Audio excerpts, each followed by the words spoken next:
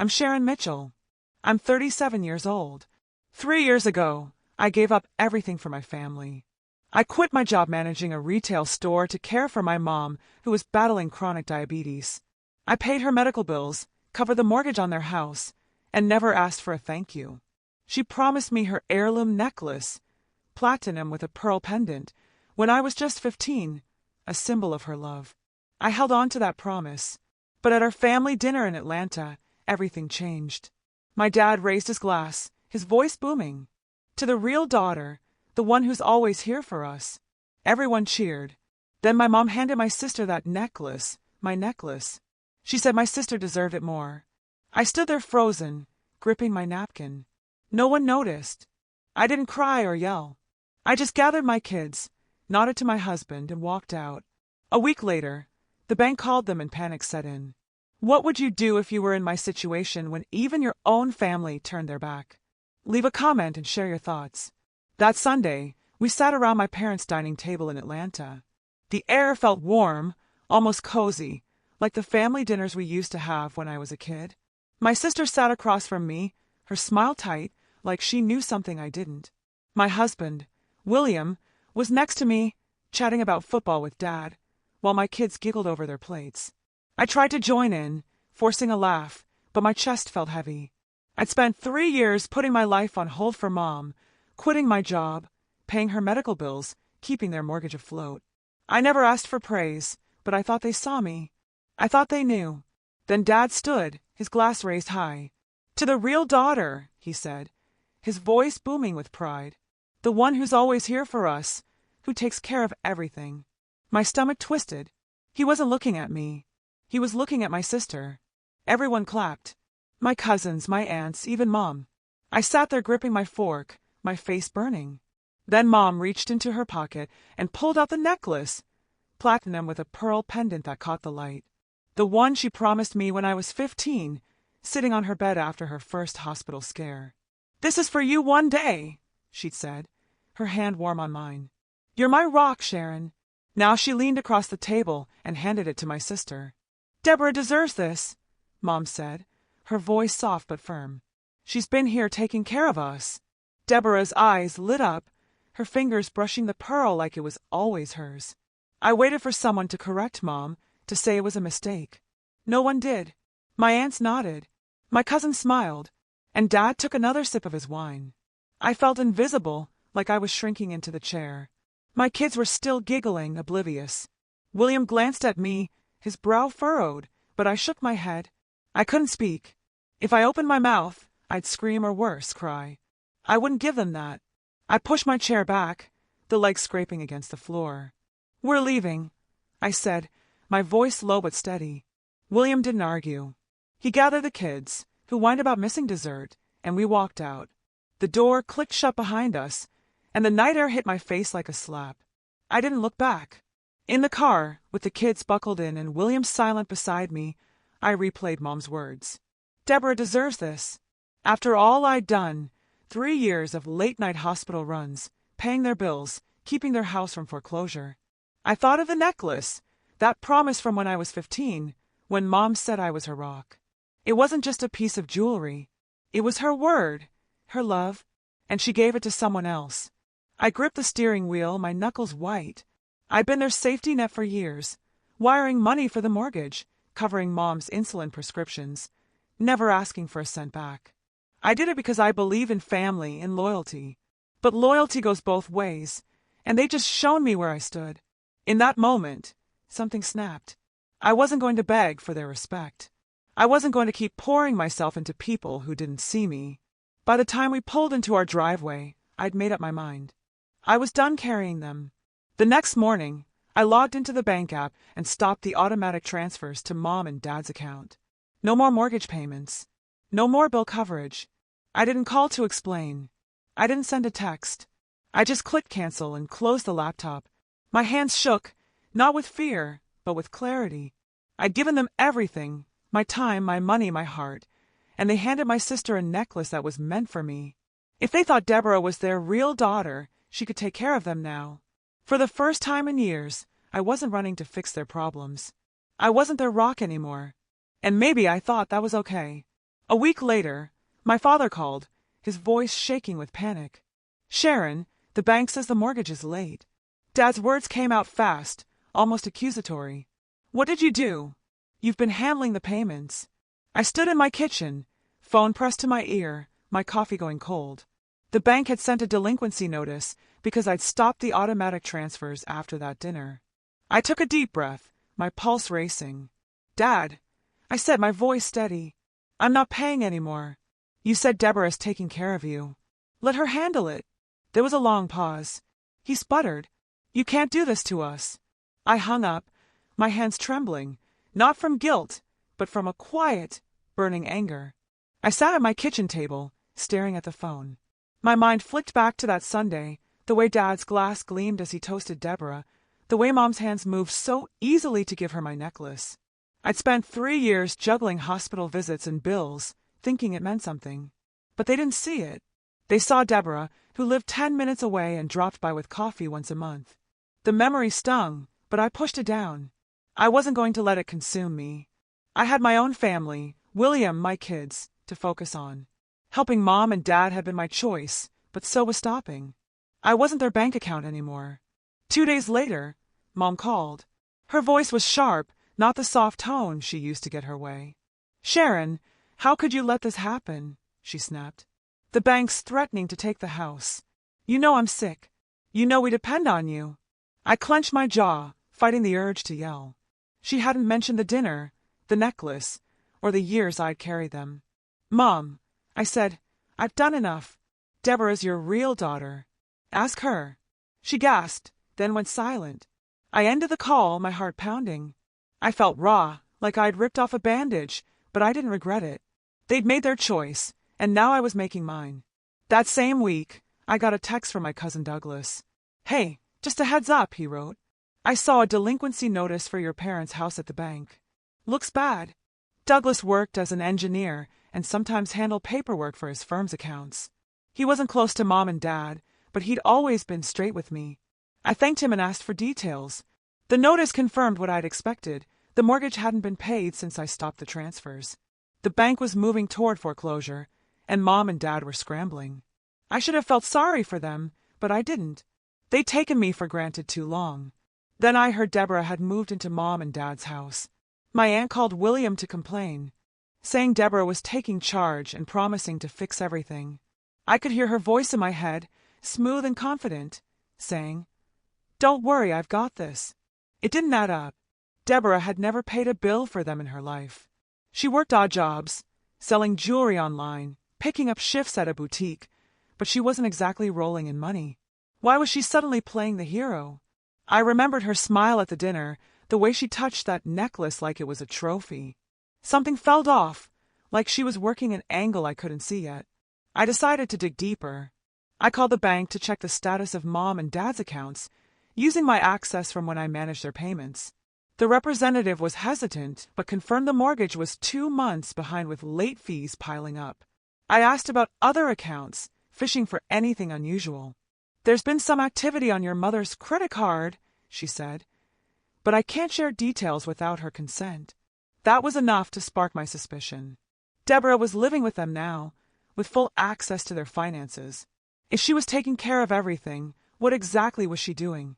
I spent the next few days pulling records I could access, old bank statements, payment confirmations I'd kept from years of helping out. I noticed small discrepancies. A withdrawal here, a transfer there. Nothing huge, but enough to make me wonder. Deborah had always been good at talking her way into things, jobs, favors, even that necklace. Was she talking her way into Mom and Dad's money too? I didn't have proof yet, but I wasn't going to let it go. I sent a text to my lawyer asking how to request a formal audit of their accounts. I wasn't just angry anymore. I was determined to find out what Deborah was up to. 3 weeks after the dinner, my mother left a voicemail, her tone softer than usual.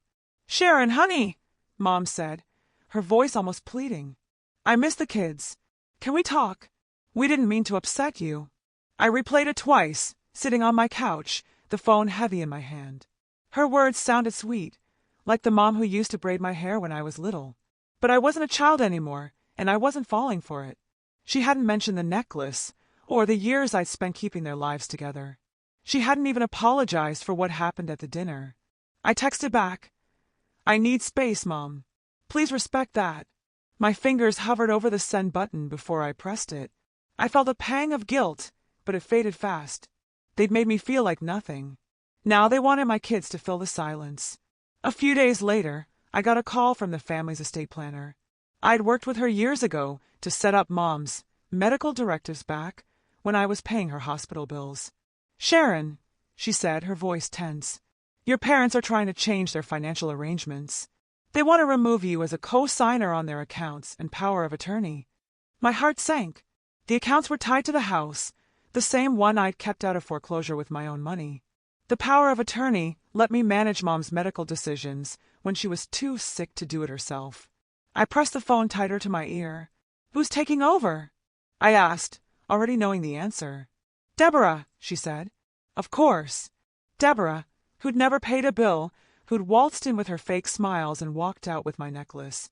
I hung up, my mind racing. This wasn't just about the necklace anymore. They were trying to cut me out completely, to hand everything to Deborah. I thought of Dad's toast, his proud, real daughter speech, and Mom's hands passing her that pearl pendant. They didn't just betray me. They were rewriting my place in the family. I opened my laptop and pulled up the bank records I'd saved from when I managed their payments. The numbers stared back at me, a history of my sacrifices. $200 a month for the mortgage, $300 for Mom's insulin, thousands more for hospital stays. I'd done it all, and now they were giving Deborah control. My chest tightened, not with sadness, but with a cold, sharp resolve. I wasn't going to let this happen. That evening, I got an email from my best friend, Evelyn. We'd known each other since high school, and she always had my back. "Check this out," her message read, with a string of forwarded emails attached. I opened them, my eyes scanning the screen. They were receipts from Mom's credit card, sent to Evelyn by a mutual friend who worked at the bank. The charges were recent: $800 at Target for clothes, $1,200 at Nordstrom for a handbag, $2,500 for a weekend trip to Orlando. I recognized the pattern immediately. Deborah had been living with Mom and Dad for 2 weeks, with access to their accounts. These weren't Mom's purchases. She hadn't left the house in months, and she didn't shop at Nordstrom. Deborah was spending their money like it was her own. I leaned back, my hands shaking with anger. I pictured Deborah at the dinner, her fingers brushing that pearl pendant, her smug, "I've got this" attitude when she moved in. She wasn't just taking my place. She was taking their money. I forwarded the emails to my lawyer, a woman I'd hired last week after Douglas's text about the delinquency notice. "Can we use this?" I wrote. "I think Deborah is stealing from Mom." My lawyer replied within the hour. "This is serious. We'll need more evidence, but we can start building a case." I felt a surge of purpose, like a fire catching in dry grass. Deborah thought she could manipulate everyone, but I wasn't going to let her win. I spent the next few days calling contacts, people who'd seen Mom and Dad's finances over the years, a cousin who'd helped with their taxes, a neighbor who'd overheard Deborah bragging about her new life. Every conversation added a piece to the puzzle. Deborah had been dropping hints, saying she was taking care of the family while buying herself clothes and plane tickets. I felt sick, not just for me, but for Mom and Dad. They'd chosen her, trusted her, and she was bleeding them dry. But I wasn't their savior anymore. I was done begging for their respect. This wasn't about saving them. It was about holding Deborah accountable. By the end of the week, I'd gathered enough to know I was on the right track. The emails from Evelyn were just the start. I told my lawyer to move forward with a formal request to audit Mom's accounts. Deborah had crossed a line, and I was ready to fight back. Not for the necklace, not for their approval, but for the truth. A month later, a lawyer's letter landed in my mailbox. The envelope was crisp, official, with a return address from a law firm in downtown Atlanta. I tore it open, my hands steady but my heart pounding. The words hit me like a slap. Deborah had filed a lawsuit against me, claiming I'd coerced Mom into signing over part of the house to me. The accusation was absurd. She said I'd manipulated a sick woman to steal her assets. Me, the one who'd paid their mortgage for years, who'd kept their house from foreclosure. I stood in my living room, the letter crumpled in my fist, my anger rising like a tide. Deborah wasn't just taking my place. She was trying to paint me as the villain. I called Evelyn, my voice tight. "She's suing me," I said. "Deborah's saying I forced Mom to give me the house." Evelyn didn't hesitate. "Check your email," she said. I found something. I opened my laptop, and there it was, a string of text messages Deborah had sent to a mutual friend, forwarded to Evelyn. In them, Deborah bragged about handling Mom and Dad, saying she convinced them I was too busy with my kids to care about their finances. "They trust me now," she wrote, "and I'm making sure it stays that way." Another message gloated about how easy it was to get Mom to sign papers. I read the words over and over, my blood boiling. Deborah wasn't just spending their money. She was manipulating them to cut me out. I took a deep breath, forcing myself to focus. Anger wouldn't help me now. I needed a plan. I called my lawyer, a sharp woman named Karen, who'd been helping me since I'd learned about Deborah's credit card charges. "Send me the lawsuit and those texts," Karen said, her tone calm but firm. "We'll counter this. Do you have any proof of your contributions to the house?" I did. Years ago, when Mom and Dad were drowning in debt, I'd paid off a chunk of their mortgage, enough to claim a 30% stake in the property. The paperwork was in a folder in my office, signed and notarized. I scanned the documents and sent them to Karen, my hands shaking, not with fear, but with a fierce clarity. Deborah thought she could rewrite history, but I had the receipts. The next day, I met Karen at her office. She spread the papers across her desk. My loan agreements, bank statements showing years of mortgage payments, even emails from Mom thanking me for covering their bills. "This shows you've been financially tied to the house since 2019, Karen said, tapping the documents. "Deborah's claim that you coerced your mother doesn't hold up, but we need to prove she's the one acting in bad faith."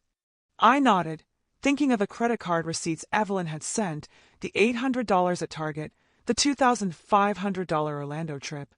"What about the audit I requested?" I asked. Karen leaned forward. "It's in motion. We've asked the court for a forensic accountant to review your parents' accounts. If Deborah's been misusing their money, we'll find it." That night, I sat with William at our kitchen table, the kids asleep upstairs. I told him about the lawsuit, the texts, the audit. He reached for my hand, his grip steady. "You're doing the right thing," he said. "Deborah's gone too far." I squeezed his hand, grateful for his support, but my mind was racing. I wasn't just angry at Deborah. I was furious at Mom and Dad for letting this happen. They trusted her, signed over their accounts, and now stood by while she dragged me to court. I thought of Mom's voicemail, her soft, "I miss the kids," and Dad's silence since our last call. They weren't just complicit. They were enabling her. The next week, Evelyn called with more. "I talked to our friend at the bank," she said. "She pulled some records off the record. There's another $1,000 charge on your mom's card.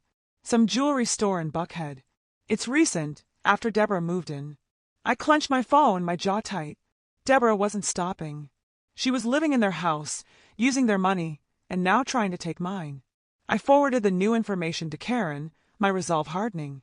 This wasn't about the house anymore. It was about exposing Deborah for who she was. I spent hours combing through my own records, cross-referencing every payment I'd made for Mom and Dad. I found a receipt from 2021 for a $5,000 hospital bill I'd covered, another for $2,000 in property taxes. Every document was a reminder of what I'd given up, my career, my savings, my time. And Deborah, she'd given them nothing but lies. I sent everything to Karen along with a note. "I want the audit to cover every transaction since Deborah moved in. She's not getting away with this." My lawyer replied, "We're building a strong case. Stay focused." By the end of the month, I felt a strange calm. The anger was still there, but it was sharp, controlled, like a blade I'd honed. I wasn't fighting for Mom and Dad's approval. I'd stopped needing that the moment I walked out of that dinner. I was fighting for the truth, for my kids, for the life I'd built. Deborah had underestimated me, and that was her mistake. I was ready to face her in court, to lay out every piece of evidence, and to show the world who the real manipulator was. One morning, the accountant called with news I'd suspected. "Sharon," he said, his voice clipped and professional, "the audit's done. Your sister withdrew $14,000 from your mother's accounts over the past 2 months." I gripped the phone, my heart racing as he listed the charges: $3,000 on designer clothes from Nordstrom, $2,800 on electronics from Best Buy, $2,500 for the Orlando trip I already knew about, and thousands more on smaller purchases, jewelry, dining, even a spa day. I felt a rush of relief, like a knot in my chest had loosened. The evidence was clear, undeniable. But as he spoke, a heavier feeling settled in. Mom had no idea. She trusted Deborah, handed her the keys to their finances, and Deborah had taken everything she could. I sat at my desk, the accountant's report open on my laptop. The numbers stared back at me, each one a betrayal. I thought of Mom, frail and trusting, signing papers because Deborah said it was for the family. I'd spent years keeping her safe, paying for her insulin, her hospital stays, and now she couldn't see what was right in front of her. It hurt, a deep, aching pain, but I pushed it aside. Grief wouldn't help me now. I had to focus. I forwarded the report to my lawyer, Karen, with a note. "This is what we've been waiting for. Let's use it." She called me within the hour. "This is solid," she said. "We'll submit it to the court with everything else you've got." I've been building a file for weeks. The credit card receipts from Evelyn, $800 at Target, $1,200 at Nordstrom, were just the start. I'd gotten my hands on security video from the bank showing Deborah withdrawing cash from Mom's account at an ATM in Buckhead. The footage was grainy, but it was her. Same jacket, same smug tilt of her head. I added the text messages Evelyn had sent, where Deborah bragged about convincing Mom and Dad to trust her. Every piece was a brick in the case we were building. I emailed it all to Karen, my hands steady but my mind racing. This wasn't just about the money. It was about proving who Deborah really was. Karen and I met the next day to prepare for the court date. She spread the evidence across her conference table, the audit report, the receipts, the video, the texts. "Deborah's lawsuit claims you coerced your mother," she said. "But this shows she's been exploiting them. We'll counter her claim and file for damages." I nodded, my jaw tight. The thought of facing Deborah in court didn't scare me. It fueled me. I'd spent too long being the one who fixed things, who stayed quiet. Now I was ready to fight. Karen walked me through our strategy. We'd present the audit to disprove Deborah's accusations, then use the evidence to show her financial abuse. "It's a strong case," she said. "Just be ready for her to push back." That evening, my phone buzzed with a text from Deborah. "Sharon, can we talk? This is getting out of hand. Let's just drop it." I stared at the screen, my anger flaring. She'd sued me, accused me of stealing, and now she wanted to drop it? I could hear her voice in my head, smooth and manipulative, like at the dinner when she took my necklace. I typed back, "You made your choice. See you in court." I hit send, my heart pounding but my resolve firm. Deborah wasn't going to talk her way out of this. She'd underestimated me, and I wasn't backing down. William sat with me that night, the kids asleep upstairs. "You okay?" he asked, his eyes searching mine. I nodded, but the truth was more complicated. I felt lighter with the audit in hand, like I'd finally caught Deborah in her lies. But the pain lingered. Mom and Dad had let this happen. They'd chosen her, believed her, even after everything I'd done. I thought of Mom's voicemail, her soft plea to see the kids, and Dad's silence since our last call. They were blind to Deborah's actions, and that cut deeper than I wanted to admit. I leaned into William, grateful for his steady presence. "I just want this over," I said. He squeezed my hand. "You're almost there." Over the next week, I worked closely with Karen. We refined our court filings, double-checked every document, and rehearsed my testimony. I'd have to explain my contributions to the house, 30% ownership from my payments, years of covering their bills. I'd have to face Deborah, Mom, maybe even Dad, and lay out the truth. It wasn't easy picturing their faces in that courtroom, but I kept my focus on the evidence. The audit was our cornerstone, backed by the video and texts. Deborah's lies were unraveling, and I was ready to show the court what she'd done. 2 days before the hearing, Deborah called again. "Sharon, please," she said, her voice shaky. "I didn't mean for this. Let's settle this as a family." I laughed, a cold, bitter sound. "You sued me, Deborah," I said. "You don't get to play the family card now." I hung up, my hands trembling but my mind clear. This wasn't about revenge. It was about justice. I wasn't just fighting for myself anymore. I was fighting for the truth, for my kids, for the life I'd built despite their betrayal. The courtroom in Atlanta was quieter than I expected. The hum of the air conditioner and the shuffle of papers filled the space as I sat beside my lawyer, Karen, my hands folded tightly in my lap. Deborah was across the room, her posture stiff, her eyes darting to the judge.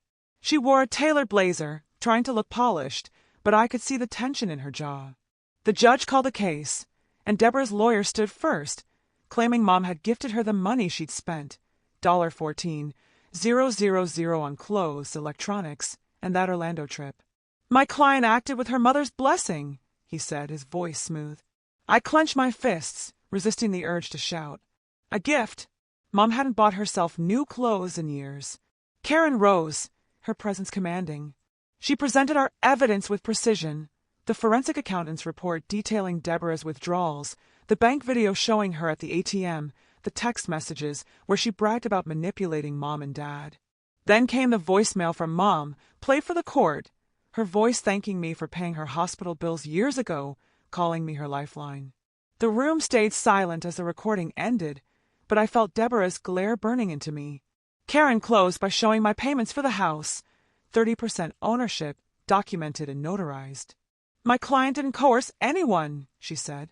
She protected her parents, while the defendant exploited them. The judge took less than an hour to decide. The evidence is clear, she said, her tone firm. The defendant, Deborah Lynn, misused her mother's funds without consent.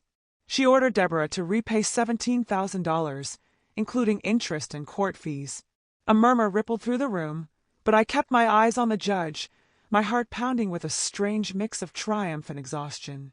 Deborah's face went pale, her hands gripping the table. I'd won, but the victory felt heavy, like a stone in my chest. I glanced at Mom and Dad, seated behind Deborah. They hadn't spoken a word during the hearing. Mom stared at her hands, her lips pressed tight. Dad looked straight ahead, his jaw set, avoiding my gaze. They hadn't defended Deborah, but they hadn't supported me either. Their silence was louder than any argument we'd ever had. I thought of the dinner, Dad's toast to the real daughter, Mom's hands giving Deborah my necklace. Even now, with the truth laid bare, they couldn't face me. The distance between us felt like a chasm, one I'd never cross again. As we left the courtroom, Karen squeezed my arm. You did it, she said. We exposed her. I nodded, forcing a smile, but inside I felt hollow. I'd fought for the truth, and I'd won. The court had seen Deborah for what she was, a manipulator who'd taken advantage of our parents. But the cost was my family. Mom and Dad's refusal to look at me confirmed what I'd feared. They'd chosen her, even after everything. I thought of my kids waiting at home with William, and that kept me grounded. They were my family now, the one I'd built, the one that mattered. Outside, the Atlanta sun was harsh, glaring off the courthouse steps. Deborah lingered near the entrance, her lawyer gone. For a moment, I thought she might approach me, maybe plead again like she had in her texts, but she turned away, her shoulders slumped, and disappeared into the crowd. I stood there, the weight of the verdict settling in. $17,000 was more than I'd expected, but it didn't erase the years I'd given Mom and Dad, the sacrifices they'd ignored. I felt like I'd won a battle but lost something bigger. When I got home, William was waiting. How'd it go? He asked, his voice soft. I showed him a court order, the judge's signature stark against the page. He hugged me, but I couldn't shake the emptiness. I'd proven my point, exposed Deborah's lies, but Mom and Dad's silence lingered like a bruise. I sat on the couch, the kids' laughter echoing from upstairs, and wondered if I'd ever hear from my parents again. The victory was mine, but it came with a void I hadn't anticipated, one shaped like the family I used to know. 4 months after the trial, I made my final move. With the courts ruling in my favor, I reclaimed full ownership of my parents' house, leveraging my 30% stake and the judge's order. I sent a formal notice to Mom, Dad, and Deborah, giving them 45 days to vacate. It wasn't an easy decision. Part of me still saw the house as home, where I'd grown up, where Mom used to cook for us. But it wasn't home anymore. It was a weight, a reminder of betrayal. I stood firm, my resolve unshaken, knowing this was the last step to closing that chapter. Deborah didn't fight it. I heard from a neighbor that she'd packed her bags within a week, leaving Mom and Dad behind without a word. She'd taken a job at a nail salon in Decatur, scraping by, her dreams of handling the family in ruins. I wasn't surprised. Deborah had always run when things got hard, leaving others to clean up her mess. Mom and Dad moved into a small apartment on the edge of Atlanta, paid for with what little savings they had left. They never called, never texted. Their silence was final, a confirmation they'd chosen their side long ago. I sold the house a month later. The sale went smoothly. A young couple bought it, eager to start their own story. The money, just over $300,000, felt like a lifeline. I set aside most of it for my kids, creating a scholarship fund to secure their future, college, dreams, opportunities I'd never had. The rest went to paying off debts and starting fresh. William and I found a new place, a modest home with a backyard for the kids. It wasn't grand, but it was ours, free from the ghosts of my past. As I unpacked boxes in our new kitchen, I thought about everything. Dad's toast, Mom's necklace, Deborah's lies, the courtroom's quiet. I'd fought for justice and won, but the victory left scars. My parents' refusal to see me, to acknowledge what I'd done for them, stung in a way I couldn't shake. Yet standing there, surrounded by my kids' laughter and William's steady presence, I felt something new, freedom. I'd carried their burdens for years, but no more. I'd built my own life, my own family, my own worth. The lesson came slowly, carved from pain and choice. Self-respect is something you build yourself. No one can hand it to you. I'd spent years seeking it from Mom and Dad, from a necklace, from their approval. But it was in the fight, in standing up to Deborah, in reclaiming what was mine that I found it. The house was gone, the family fractured, but I was whole. My kids would grow up knowing their worth didn't come from anyone else's hands, and that was enough.